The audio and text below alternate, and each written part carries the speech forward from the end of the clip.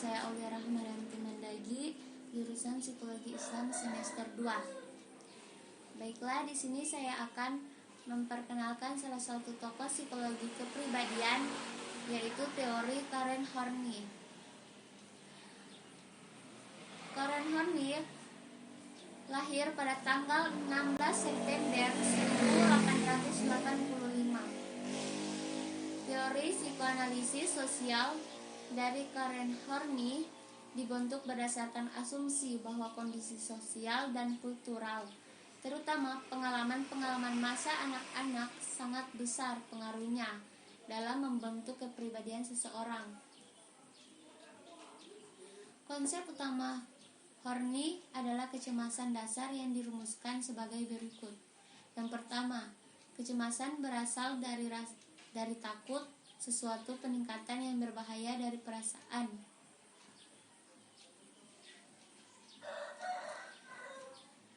Berteman tak berdaya dalam dunia penuh ancaman. Kecemasan dasar selalu dibarengi oleh permusuhan dasar. Berasal dari perasaan marah, suatu predisposisi untuk mengantisipasi bahaya dari orang lain dan untuk mencurigai orang lain itu. Bersama-sama, kecemasan dan permusuhan membuat orang yakin bahwa dirinya harus dijaga untuk melindungi keamanan. Yang kedua, kecemasan dan konflik. Ketika bayi yang lahir dalam keadaan tak berdaya dan rentan, itu dihadapkan dengan kekuatan alam dan keras dan tidak bisa dikontrol. Bimbingan yang penuh kasih sayang dan cinta pada awal kehidupan membantu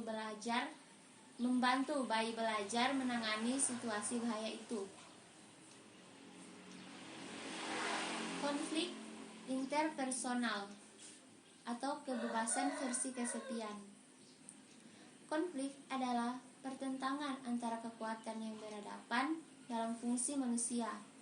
Tidak dapat dihindari. Perbedaan konflik normal dan neurotik adalah taraf atau tinggi rendahnya. Horney mengungkapkan 10 kebutuhan neurotik, yakni kebutuhan yang timbul akibat dari usaha menemukan perpecahan masalah gangguan antara manusia.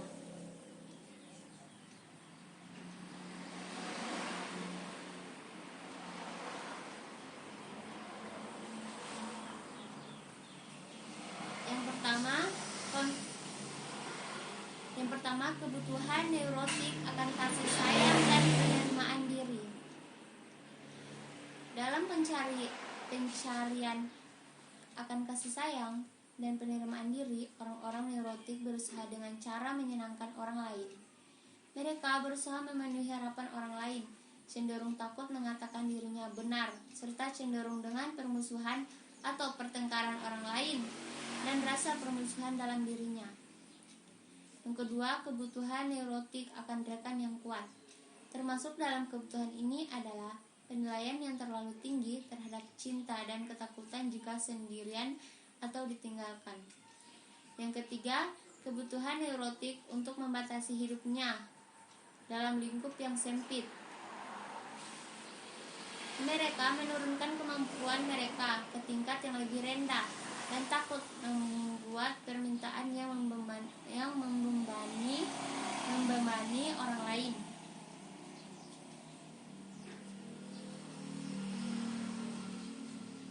Yang keempat, kebutuhan neurotik akan kekuasaan. Kebutuhan akan kekuasaan biasanya dibarengi dengan adanya kebutuhan akan penghargaan sosial dan kepemilikan yang menjelma dalam bentuk kebutuhan untuk mengatur orang lain dan menghindari perasaan lemah atau tidak pintar. Yang kelima, kebutuhan neurotik untuk memanfaatkan orang lain. Orang-orang neurotik sering menilai orang lain berdasarkan bagaimana orang-orang tersebut bisa digunakan atau dimanfaatkan oleh orang lain.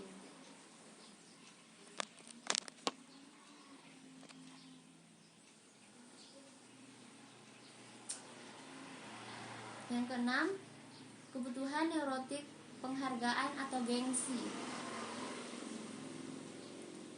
Yang ketujuh, kebutuhan neurotik akan kekaguman pribadi. Yang kedelapan, kebutuhan neurotik akan ambisi dan pencapaian diri. Yang kesembilan, kebutuhan neurotik akan kemandirian dan kebebasan. Dan yang terakhir, kebutuhan neurotik akan kesempurnaan dan ketidakmungkinan untuk salah.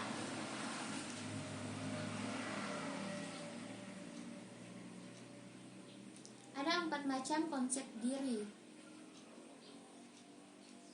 Yang pertama, diri rendah. Konsep yang salah tentang kemampuan diri, keberhargaan, dan kemenarikan diri yang didasarkan pada evaluasi orang lain yang dipercayainya, khususnya orang tuanya. Evaluasi negatif mungkin mendorong orang untuk merasa tak berdaya. Yang kedua, diri nyata. Pandangan subjektif bagaimana diri yang sebenarnya mencakup potensi untuk berkembang, kebahagiaan, kekuatan, kemauan, keinginan untuk spontan menyatakan diri yang sebenarnya.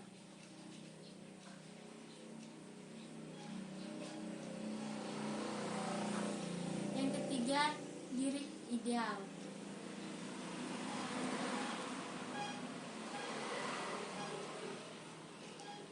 Pandangan subjektif mengenai diri yang seharusnya.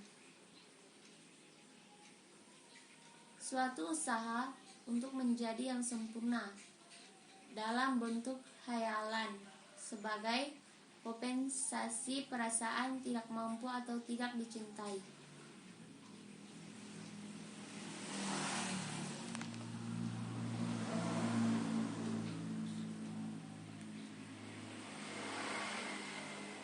Dan yang terakhir, diri aktual.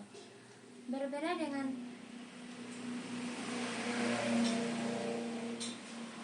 real shift yang subjektif, aktual shift adalah kenyataan diri seseorang fisik dan mental apa adanya tanpa dipengaruhi oleh persepsi orang lain. Orang neurotik memandang dirinya sebagai orang yang mulia, hebat, dan sempurna, sehingga kalau orang lain tidak memperlakukan mereka dengan pertimbangan khusus, orang itu menjadi sedih, yaitu menghina diri, menuntut kebutuhan kepada diri tanpa ukuran, menyalahkan diri tanpa ampun, frustasi diri, menyiksa diri, tingkah laku dan dorongan diri,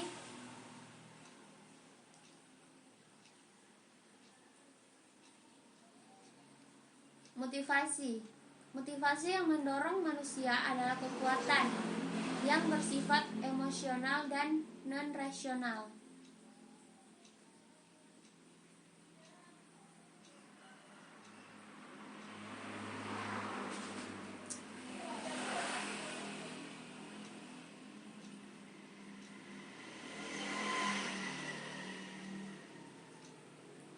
Teori Horny tentang neurosis didasarkan pada konsep gangguan psikis yang membuat orang terkunci dalam lingkaran, yang membuat tingkah laku tertekan dan tidak produktif, kemudian dikenal sebagai masalah kecemasan. Sekian dari saya tentang teori Karen Horny. Apabila ada salah kata dan ada yang kurang lengkap, mohon dimaafkan. Wassalamualaikum warahmatullahi wabarakatuh.